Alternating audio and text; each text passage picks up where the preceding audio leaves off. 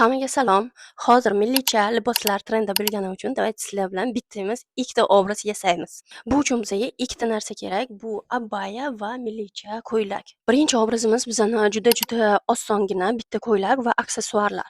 Qizlarjonlar, shu ko'ylagimni juda ham sevdim. Shunaqa udobniy va havo kiritadigan zipa yaxtagina ko'ylak. Bu yerga faqat to'pi bilan aksessuarlar yetishmayapti, lekin mani to'pim yo'q, kalapushim yo'q. Shu uchun faqat aksessuarlar. Mana shunaqa aksessuarlar hozir taqamiz. Bitta shuni topaman deb hamma joyni itarib chiqdim. Qaranglar, qanaqa chiroyli.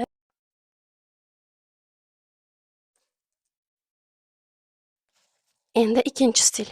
Ikkinchi stilimiz uchun bizga mana shunaqa abaya va baza ko'ylak kerak bo'ladi. Baza degani bu однотонный ko'ylak. Shu uchun buni tagidan faqatgina однотонный qanaqadir ko'ylagingiz bo'lsa, shuni kiysangiz vasha zo'r ketadi. Bazamizni kiydik, endi ustidan abayani kiyamiz. Mana shunaqa chiroyli obraz. Endi bunga ham aksessuar olaman. Bu obrazimga esa mana bunaqa taqinchoq boshga taqaydigan shunaqa narsani qilamiz. Mana shunaqa chiroyli obraz yasadik. Menga juda ham yoqdi. Hech qanaqa lishniy aksessuar halqalar kerak emas.